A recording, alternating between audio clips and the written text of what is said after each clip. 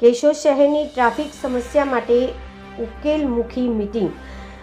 Keshod police station ખાતે traffic સમસ્યા મુદ્દે વ્યાપારીઓ અને અગ્રણીઓએ એક મહત્વપૂર્ણ મીટિંગ યોજાઈ. મીટિંગમાં શહેરમાં વધતી ટ્રાફિક ભીડ, અનિયંત્રિત પાર્કિંગ, સ્કૂલ કોલેજ સમયની ભારે અવરજવર, બજારમાં ઊભી થતી સમસ્યાઓ અને માર્ગ સલામતી વિશે વિગતવાર ચર્ચા કરવામાં આવી. અધિકારીઓએ શહેરની વ્યસ્ત જગ્યાઓમાં ટ્રાફિક નિયંત્રણ મજબૂત કરવા, પાર્કિંગ ઝોન સ્પષ્ટ કરવા અને જરૂરી જગ્યાએ ટ્રાફિક સ્ટાફ વધારવા જેવા સૂચનો પર ખાસ ભાર મૂક્યો. વેપારીઓએ પણ પોતાની તરફથી સહકાર આપવાની અને લોકોમાં ટ્રાફિક નિયમોનો પ્રત્યે જાગૃતિ લાવવા માટે પ્રયાસ કરવાની તૈયારી વ્યક્ત કરી. શહેરને વધુ સુરક્ષિત, વ્યવસ્થિત અને ટ્રાફિક ફ્રી બનાવવા સૌએ મળીને કાર્ય કરતા રહેવાની પ્રતિબદ્ધતા વ્યક્ત કરી.